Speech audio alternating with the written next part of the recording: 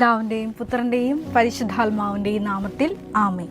ദൈവമാതാവിൻ്റെ കരം പിടിച്ച് ദൈവപിതാവിനെ മുഖാഭിമുഖം കാണുവാൻ ഈ ഭൂമിയിലായിരുന്നു കൊണ്ട് മരിയൻ ഉടമ്പടി എടുത്തുകൊണ്ട് കൂടുതൽ വിശ്വസ്തയോടെ തീക്ഷ്ണതയോടെ ഉടമ്പടി നിബന്ധനകൾ പാലിച്ച് മുന്നേറാൻ ഉതകുന്ന ലിവിങ് ഓറക്കിൾസ് ജീവവചസ്സുകൾ എന്ന വലിയ ശുശ്രൂഷയുടെ 13ാമത്തെ എപ്പിസോഡിലേക്ക് എല്ലാവരെയും സ്നേഹപൂർവ്വം സ്വാഗതം ചെയ്യുന്നു. ഇന്ന് നമ്മൾ സാക്ഷ്യ വചന വിശകലനത്തിനായി എടുത്തിരിക്കുന്നത് ചാലക്കുടിയിൽ നിന്നുള്ള ഏഞ്ചൽ എന്നൊരു മകളുടെ സാക്ഷ്യമാണ്. CMA ഇന്റർ എക്സാമിന് പ്രിപ്പയർ ചെയ്തുകൊണ്ടിരിക്കുന്ന ഒരു മകളുടെ സാക്ഷ്യം. എൻ്റെ പേര് ഏഞ്ചൽ. ഞാൻ ചാലക്കുടിയിൽ നിന്നാണ് വരുന്നത്. ഞാൻ ഉടമ്പടി എടുത്തത് കഴിഞ്ഞ വർഷം ജൂണിലാണ്. ഈ സാക്ഷ്യത്തിൻ്റെ പ്രത്യേകത എന്ന് പറയുന്നത് പരിശുദ്ധ ദൈവമാതാവ് 2004 ഡിസംബർ 7-ാം തീയതി ഈ അൾത്താരയിൽ എങ്ങനെയാണോ പ്രത്യക്ഷയായത് അതേ രൂപത്തിൽ തന്നെ ഈ കുഞ്ഞുമകൾക്ക് പരിശുദ്ധ ദൈവമാതാവ് പ്രത്യക്ഷയായി എന്നുള്ളതാണ്. CMA ഇന്റർ എക്സാമിന് പഠിക്കുന്ന ഈ മകൾ ഒരു ദിവസം ട്രെയിനിൽ യാത്ര ചെയ്യവേ ഞാൻ ജൂണിൽ ഉടമ്പടി എടുത്തിട്ട് എനിക്ക് സെപ്റ്റംബറൊക്കെ ആയപ്പോൾ ഞാൻ ട്രെയിനിൽ നിന്നൊന്ന് വീണു. ഞാൻ ട്രെയിനിലിരുന്ന് ഉറങ്ങിപ്പോയി. ഞാൻ കണ്ണു തുറന്നു കഴിഞ്ഞപ്പോൾ എൻ്റെ സ്റ്റേഷനെത്തി. അപ്പോൾ ഞാൻ ഭയങ്കരമായിട്ട് ടെൻസ്ഡായിട്ട് ആ ടൈമിൽ ഞാൻ ട്രെയിൻ ചെറുതായിട്ട് മൂവായി തുടങ്ങിയിട്ടുണ്ടായിരുന്നു. ട്രെയിൻ ജസ്റ്റ് എടുത്ത് വളരെ സ്ലോ ആയിട്ട് മൂവ് ചെയ്യുന്ന സമയത്ത് ഈ മകള് പ്ലാറ്റ്ഫോമിലേക്ക് ജസ്റ്റ് ഇറങ്ങാൻ ശ്രമിക്കവേ മുട്ടുകുത്തി പ്ലാറ്റ്ഫോമിൽ വീഴുകയാണ്. മകൾ പറയുന്നുണ്ട്.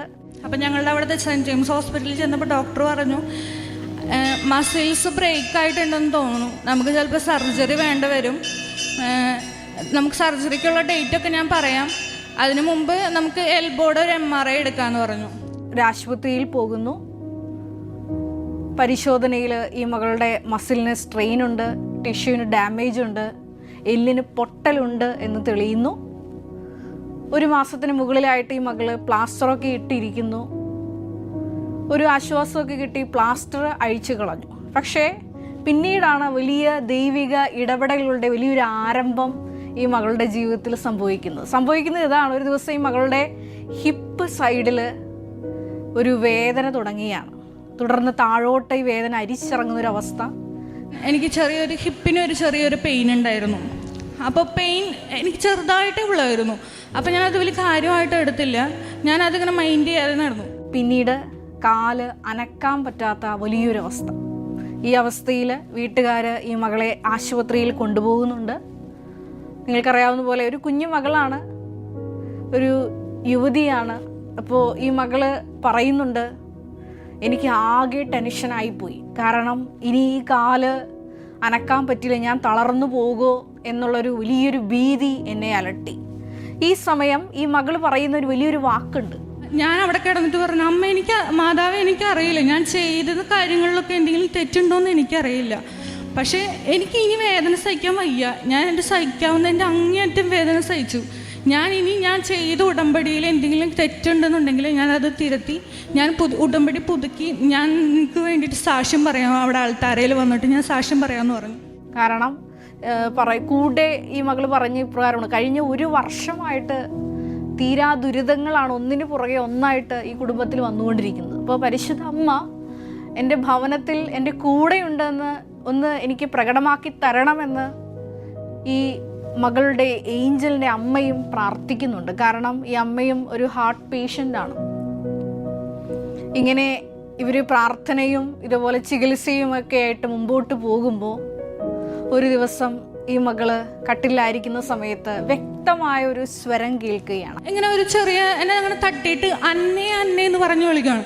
അപ്പം ഞാൻ അന്നേന്ന് വിളിക്കുന്നത്, എന്നാരാ അന്നേന്ന് വിളിക്കുന്നത്? എൻ്റെ പേര് ഏഞ്ചൽ എന്നാണ്. അപ്പം എന്നാരാ അന്നേന്ന് വിളിക്കുന്നത്? അപ്പം ഞാൻ കണ്ണ് തുറക്കാൻ നോക്കുമ്പോൾ എനിക്ക് കണ്ണ് തുറക്കാൻ പറ്റുന്നില്ല. നല്ലൊരു പ്രകാശമാണ് അടിക്കുന്നത്.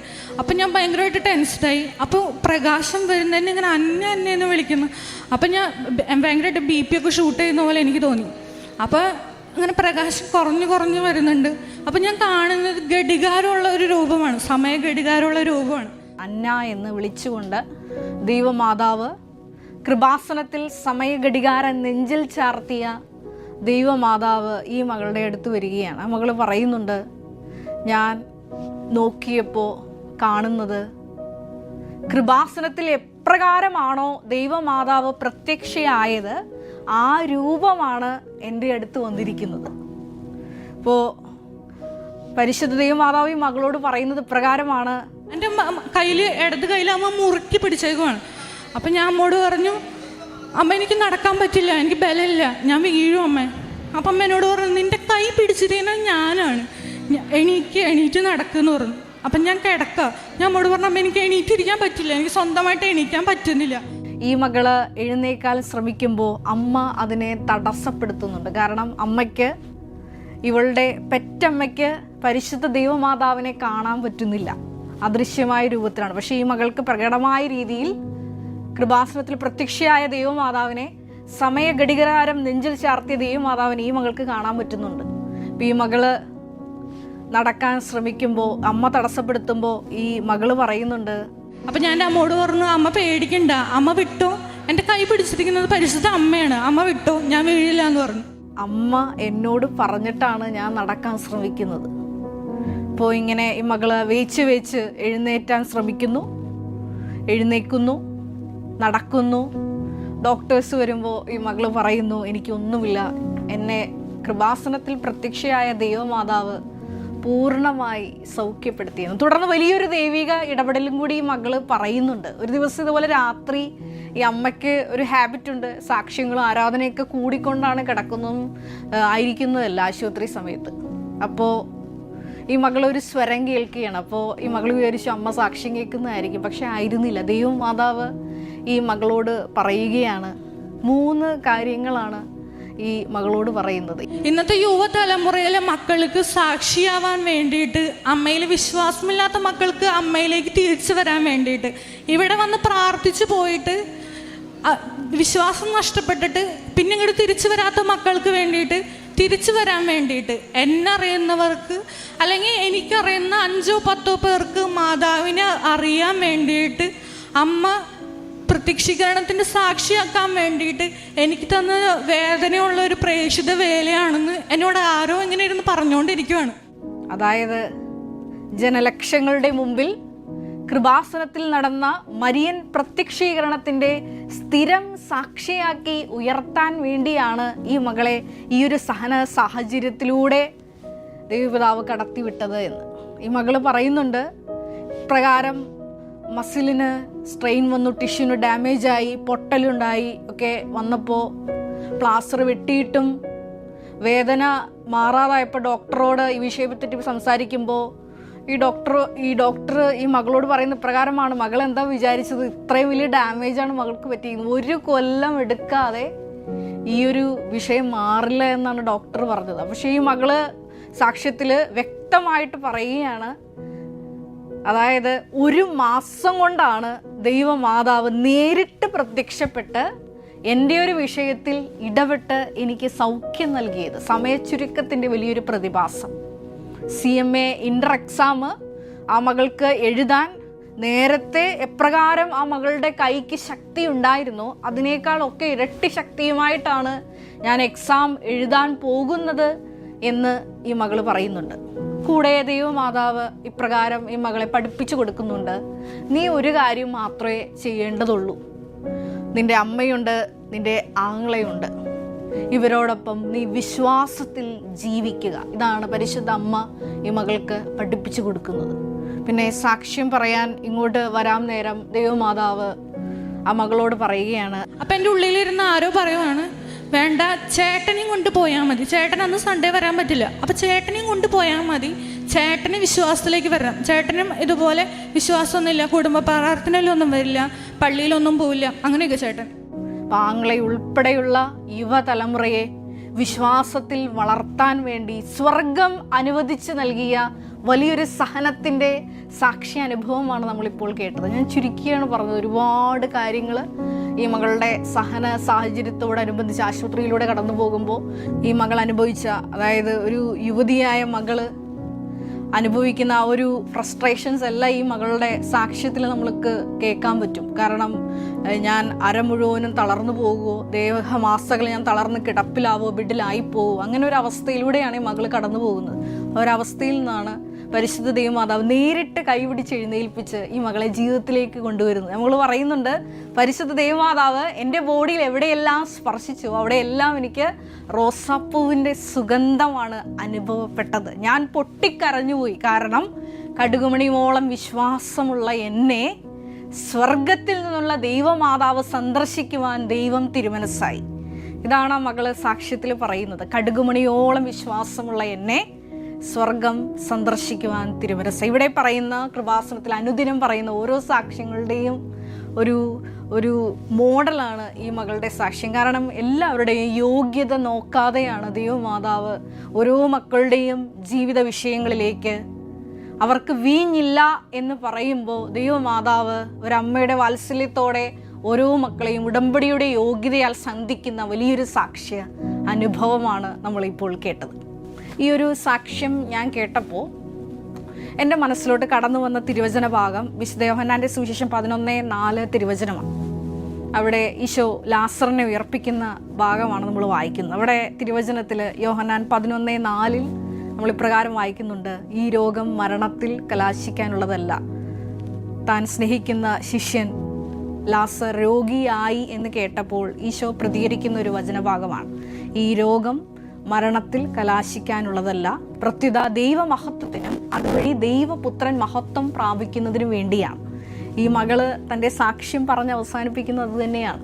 എൻ്റെ ഈ ഒരു സാക്ഷ്യത്തിലൂടെ അനേകർ ദൈവത്തെ അറിയുവാൻ, പരിശുദ്ധ ദൈവമാതാവിന് വലിയ മഹത്വം കിട്ടുവാനാണ് സ്വർഗം ഈ ഒരു സഹനത്തിൻ്റെ പ്രേക്ഷിത വേല എനിക്ക് അനുവദിച്ച് തന്നത് എന്ന് വീണ്ടും വിശുദ്ധ യോഹന്നാൻ്റെ സുവിശേഷത്തിൽ നമ്മൾ വായിക്കുന്നുണ്ട്. 9-ാം അധ്യായത്തിൽ അന്ധനായ ആ വ്യക്തിയെ ചൂണ്ടിക്കാണിച്ചുകൊണ്ട് ശിഷ്യന്മാർ ചോദിക്കുന്നുണ്ട്, ഈ വ്യക്തി ഇങ്ങനെ അന്ധനായി ജനിച്ചത് എന്തുകൊണ്ടാണ്? അവിടെയും ഈശോ മറുപടി പറയുന്നത് ഇപ്രകാരമാണ്: ദൈവത്തിൻ്റെ വലിയ പ്രവൃത്തികൾ ഈ ഭൂമിയിൽ പ്രകടമാകേണ്ടതിനാണ് ഇത്തരത്തിൽ ഇവൻ അന്ധനായി ജനിച്ചത് എന്ന്. നമ്മൾ ഈ ഒരു പ്രത്യേകമായിട്ട് ഈ സാക്ഷ്യം ശ്രവിക്കുമ്പോൾ നമുക്ക് ഓർത്തു നോക്കാം. നമ്മളിപ്പോൾ കടന്നുപോയിക്കൊണ്ടിരിക്കുന്ന വലിയ വലിയ ജീവിത സഹന സാഹചര്യങ്ങൾ, രോഗാവസ്ഥകൾ, ഒരിക്കലും മാറില്ല എന്ന് നമ്മൾ എഴുതിത്തള്ളിയ വിഷയങ്ങൾ, അങ്ങനെയുള്ള എല്ലാ വിഷയങ്ങളിലൂടെ നമ്മളിങ്ങനെ സഞ്ചരിക്കുമ്പോൾ, ഉടമ്പടിയെടുത്ത് വിശ്വസ്താപൂർവം മുന്നേറുമ്പോൾ ഈശോ നമ്മളോട് പറയുന്നത് ഇപ്രകാരമാണ്: ഈ ഒരു അവസ്ഥ, പ്രത്യേകമായിട്ടുള്ള ജീവിത അവസ്ഥ, ഇത് മരണത്തിൽ കലാശിക്കാനുള്ളതല്ല, പ്രത്യുത ദൈവം മഹത്വപ്പെടുത്തുന്നതിന് വേണ്ടിയാണ്. അപ്പോൾ ഈ മകള് ഒരു കുഞ്ഞിനെ പോലെയാണ് ദൈവമാതാവിൻ്റെ കരം പിടിച്ച് മുന്നേറുന്നത്. ഈ മകളുടെ നിസ്സഹായാവസ്ഥ പറയുന്നുണ്ട്. എൻ്റെ ഉടമ്പടിയിൽ എന്തെങ്കിലും കുറവുകൾ വന്നിട്ടുണ്ടെങ്കിൽ അത് നീ പരിഹരിക്കണം. ഈ ഒരു പ്രാർത്ഥന ഈ മകള് ഉരുവിട്ടപ്പോൾ എൻ്റെ മനസ്സിൽ പ്രത്യേകമായിട്ടൊരു വിഷയം ദൈവപിതാവ് ഓർമ്മിച്ചു തന്നു. കാരണം ഞാൻ ഇതുപോലെ തന്നെ ആർത്രൈറ്റിസ് ഒക്കെ വന്ന് ഗുരുതരമായ രോഗാവസ്ഥയിലൂടെ കടന്നു പോയപ്പോൾ ഞാൻ ഓൾറെഡി ദൈവപിതാവ് എന്നോട് സമർപ്പണം ഇതിനു മുമ്പേ ആവശ്യപ്പെട്ടിട്ടുണ്ടെങ്കിലും ഈ ഒരു കൊടിയ സഹന സാഹചര്യത്തിൽ ദൈവപിതാവ് വീണ്ടും എന്നോട് ഇങ്ങനെ ഒരു പ്രത്യേകമായ സഹന സാഹചര്യത്തിലൂടെ കടത്തിവിട്ടപ്പോൾ പ്രാർത്ഥിക്കാൻ ആവശ്യപ്പെട്ട് പരിശുദ്ധാത്മാവ് എന്നെ പഠിപ്പിച്ചു തന്നൊരു പ്രാർത്ഥന ഇപ്രകാരമാണ്: ഈശോയെ, എൻ്റെ ആരോഗ്യം, എൻ്റെ കഴിവ്, എനിക്കുള്ളതെല്ലാം അത് നിൻ്റെ വേലയ്ക്കും നിൻ്റെ ദൈവരാജ്യ വികസനത്തിനും വേണ്ടി ഉപയോഗിക്കാൻ ഈശോയെ നീ എന്നെ ഒരു ഉപകരണമാക്കണം. ഇതായിരുന്നു എൻ്റെ ഒരു വലിയ കഠിന രോഗാവസ്ഥയിൽ ഞാൻ പ്രാർത്ഥിച്ചത്. എന്തെങ്കിലും എനിക്കുണ്ടെങ്കിൽ നീ തന്നതേ ഉള്ളൂ, അത് നിൻ്റെ ദൈവരാജ്യ വികസനത്തിനും നിൻ്റെ ദൈവനാമ മഹത്വത്തിനും വേണ്ടി മാത്രം ഉപയോഗിക്കുവാൻ ഈ ഒരു സഹനാവസ്ഥയിൽ അത് റിക്കവർ ചെയ്യുമ്പോഴും ഒക്കെ എന്നെ ഒരു ഉപകരണമാക്കണം. ഈ ഒരു പ്രാർത്ഥനയാണ് ഞാനന്ന് നടത്തിക്കൊണ്ടിരുന്നത്. നമുക്കറിയാം, ഒത്തിരിയേറെ ബൈബിളിലൂടെ നമ്മൾ സഞ്ചരിക്കുമ്പോൾ ഒരുപാട് സുവിശേഷ ജീവിതങ്ങളെ നമ്മൾ കാണുന്നുണ്ട്. അവരെല്ലാം എപ്രകാരമാണ് ദൈവത്തെ പ്രാപിച്ചത്, അവരുടെ സഹനാവസ്ഥയിൽ ദൈവപിതാവുമായി ഐക്യപ്പെട്ട് ജീവിച്ചു. പരിശുദ്ധ ദൈവമാതാവ് തന്നെയാണ് എൻ്റെ ഉദാത്തമായ മാതൃക. മംഗളവാർത്ത സന്ദേശം കേൾക്കുമ്പോൾ വരാൻ പോകുന്ന എല്ലാ സഹന സാഹചര്യങ്ങളെയും കണ്ടുകൊണ്ടാണ് പരിശുദ്ധ ദൈവമാതാവ് പറയുന്നത്, ഇതാ കർത്താവിൻ്റെ ദാസി, നിന്റെ ഹിതം, നിന്റെ വചനം അത് എന്താണോ അത് എന്നിൽ നിറവേറട്ടെ എന്ന്. ലൂക്ക 1:38 തിരുവചനം. ഈ ഒരു സാക്ഷ്യം പ്രത്യേകമായിട്ട് മനനം ചെയ്ത് നമ്മൾ ധ്യാനിക്കുമ്പോൾ ഒരു നിമിഷം നമുക്ക് കണ്ണുകളടയ്ക്കാം. ഈശോയെ, നീ അനുവദിച്ചു തന്ന സഹനങ്ങളെ പ്രതി നന്ദി പറയുന്നു എന്ന് നമുക്ക് ഹൃദയത്തിൽ പറഞ്ഞു പ്രാർത്ഥിക്കാം. ഞങ്ങൾ ഈ സാക്ഷ്യത്തിലൂടെ മനസ്സിലാക്കുകയായിരുന്നു, ഞങ്ങൾ കടന്നു പോകുന്ന എല്ലാ സഹന സാഹചര്യങ്ങളും നിന്റെ ദൈവനാമ മഹത്വത്തിന് വേണ്ടിയാണ് എന്നുള്ളത്.